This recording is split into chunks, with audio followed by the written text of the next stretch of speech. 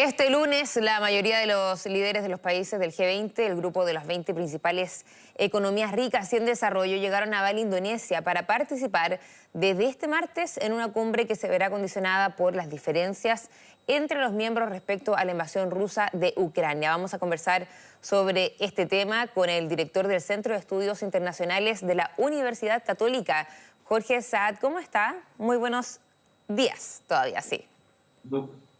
Muy buenos días, Natacha, y gracias por la invitación. Gracias a usted por estar. Bueno, primero que todo, hay harta expectación en relación a lo que va a ser esta jornada en esta cumbre G20, pero ayer ya vimos este primer acercamiento entre Joe Biden y también Xi Jinping. ¿Cómo se interpreta eso en esta cumbre tan importante? Pienso que en la diplomacia las señales son importantes y esta es una señal de distensión de que las dos principales potencias globales siguen con los canales de comunicación abiertos y con la importancia de que es la primera reunión presencial en 3 años entre Xi Jinping y Biden en un contexto que, como bien sabemos, de rivalidad estratégica entre China y Estados Unidos. Por lo tanto, es una señal de distensión, no resuelve los múltiples temas que tienen las dos potencias, pero habla de un camino de mayor diálogo y de encontrar áreas de entendimiento, aunque haya otras áreas de competencia entre China y Estados Unidos. La ausencia de Putin también seguramente marca un antecedente importante. Está el canciller Sergei Lavrov. ¿Qué implica o cómo impacta esto en esta cumbre G20? Lo anunciábamos al inicio, la invasión a Ucrania. A ver, la guerra de Rusia en Ucrania, sin lugar a duda, es otro de los shocks que ha enfrentado el mundo. Primero fue la pandemia, luego la guerra y sabemos que viene un contexto económico muy complejo para el 2023 a nivel global. Y esta guerra para China es una suerte de piedra en el zapato porque no es la guerra de China. Y Beijing sabe que tiene que enfrentar una serie de desafíos de orden interno: la política cero COVID, la desaceleración de su economía, el envejecimiento de su población. Y por otra parte, Estados Unidos también enfrenta un clima político interno cada vez más polarizado, cada vez más disfuncional y donde también está tratando de lidiar con algunos desequilibrios económicos como es la inflación Claro.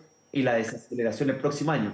En consecuencia, lo que hoy día se está tratando de hacer es cómo esta guerra que va a cumplir 9 meses ya, Natalia, se buscan algunos canales de entendimiento, de cese al fuego, para poder abrir una línea de negociación. Bueno, al parecer, las autoridades que están ahí ya están de acuerdo, entre comillas, en que no escale aún más, ¿cierto? En este documento que incluso, si no me equivoco y me corriges tú, Jorge, donde también está firmado por Rusia.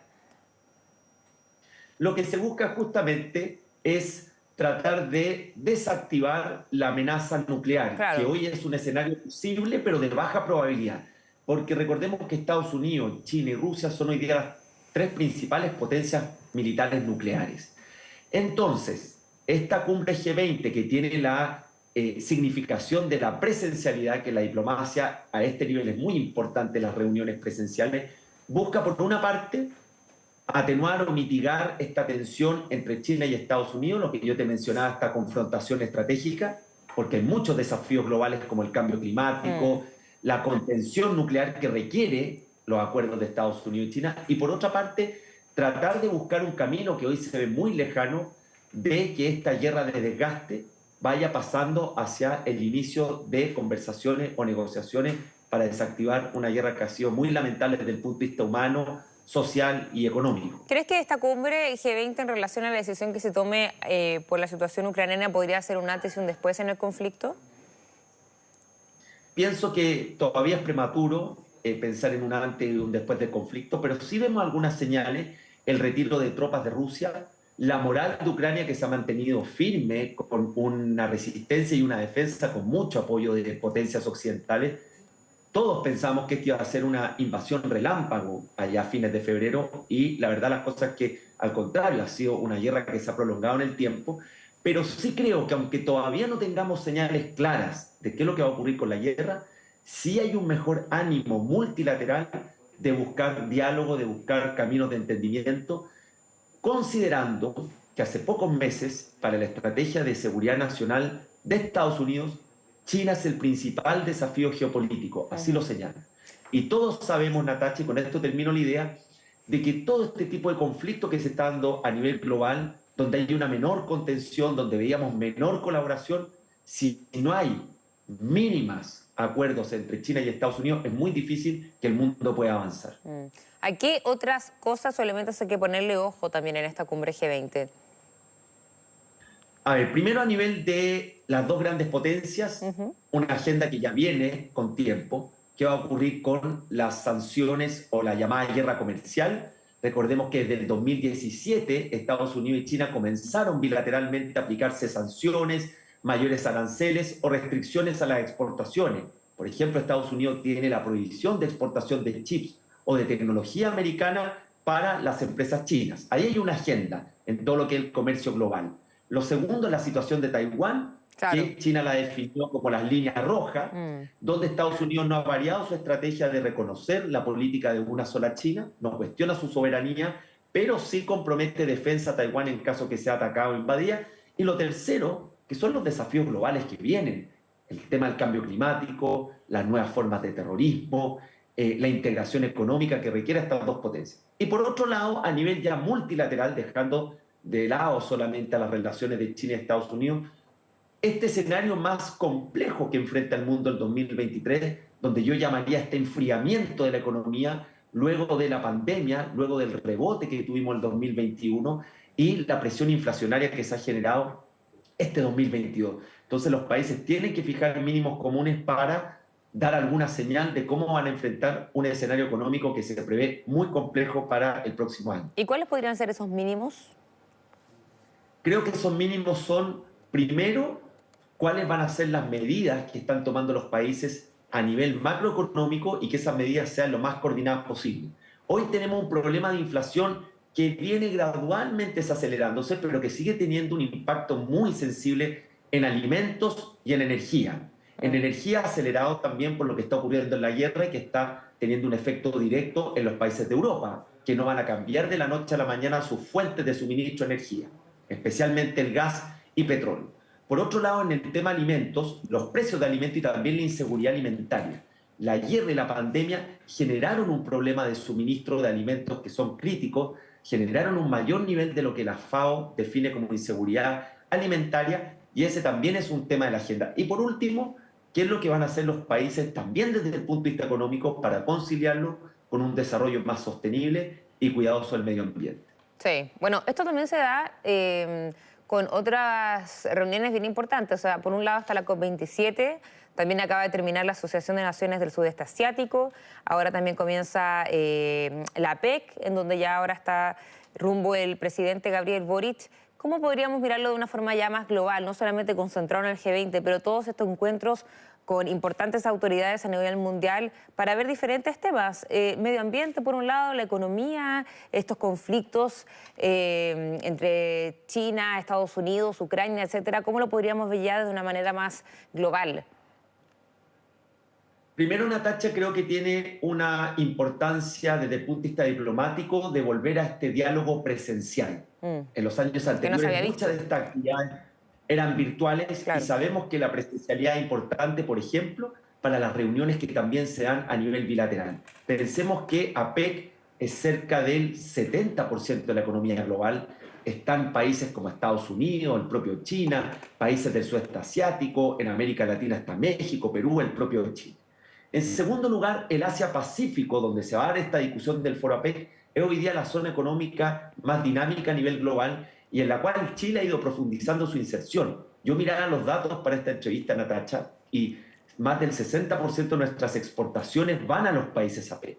Entonces, la agenda que va a llevar el presidente Boric es de tremenda relevancia, considerando también que nuestro país se acerca a una recesión económica el próximo año y que necesita ir buscando nuevas fuentes de diversificación de sus relaciones comerciales. Mira. O sea, a nivel global y a nivel chileno va a ser muy importante lo que se discuta en el Foro APEC.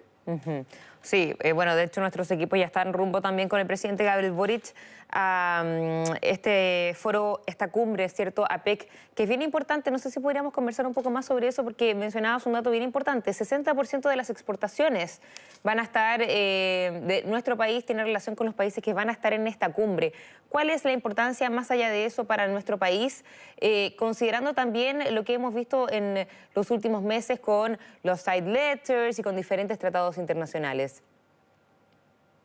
A ver, hagamos una pequeña historia. El año 94, cuando Chile decide esta vocación hacia el Asia-Pacífico, se incorpora bajo la presidencia de Frei a la PEC. Ujú. Y desde ahí Chile ha tenido un rol muy protagónico. Por ejemplo, los orígenes del TPP parten con una iniciativa que se llamaba el P4, que incluía a Chile, a Singapur, a Canadá, entre otros países. Y gradualmente, a partir de la PEC, Chile comienza esta mayor integración al Asia-Pacífico que lo llevó a duplicar su comercio en 30 años con los países del Asia. En segundo lugar, el Foro APEC se va a dar en este contexto que tú bien mencionas de esta ratificación del TPP, esta aprobación en el Congreso, Claro. que fue bastante tirante, y con esta estrategia de los side letters, que en mi opinión más bien fue una estrategia política para dilatar la ratificación de un acuerdo que en el pasado el propio presidente se oponía. Mm. Pero con la aprobación del Congreso y con las últimas señales que ha dado el gobierno, se espera que la ratificación del TPP sea de aquí a fin de año, y el TPP es un mega acuerdo que justamente está en esta misma zona de la PEC, que es el Asia-Pacífico, y que obviamente va a traer nuevas oportunidades para nuestras empresas, para nuestros emprendedores y para traer inversión extranjera en un área muy crítica para Chile, donde hay mucho potencial, que es, por ejemplo, las energías limpias o energías verdes. Ujú. ¿Cuál podría ser o dónde se debería enfocar también el gobierno en relación a las relaciones internacionales? Porque tú mencionabas, por ejemplo, el tema de inversión, pero sabemos que también se ha hablado mucho de la incertidumbre que existe en nuestro país con todo lo que pasó con el proceso constituyente, que finalmente fue rechazado, ¿cierto? Los niveles de percepción ciudadana en relación a la violencia. ¿Cómo se sitúa Chile en comparación a los otros países? En general, la comunidad internacional sigue confiando en Chile por sus fundamentos: Ujú. Estado de Derecho, solidaridad institucional, separación de poderes, poder judicial independiente, que son características que han ido destacando a Chile en las últimas décadas. Hoy ven a ese Chile con un mayor nivel de incertidumbre, sin lugar a dudas, y hay expectación de cómo se va a cerrar el proceso constituyente, cómo se van a manejar las reformas emblemáticas del gobierno, la tributaria, la de pensiones, donde también hay intereses de empresas extranjeras, y qué es lo que va a ocurrir con la agenda internacional, especialmente con su política comercial. La ratificación del TPP, la aprobación del acuerdo de la Unión Europea, con la modernización del acuerdo de la Unión Europea con Chile, que recordemos, se cerraron las negociaciones el año pasado, y lo que es la agenda de profundización de Chile con toda la zona del Asia-Pacífico, donde yo miraría con atención a India, que el próximo año va a ser la economía con la población más grande del mundo, y donde Ujú. también surgen oportunidades para nuestro país hacia el futuro. Bueno, la entrevista inicial era para la cumbre G20, terminamos hablando de la PEC, pero se lo agradezco mucho porque también es muy contingente. Jorge Saad, entonces director del Centro de Estudios Internacionales de la Universidad Católica, muchísimas gracias por su tiempo, que esté muy bien. Muchas gracias por la invitación y que tengan buen día. Igualmente.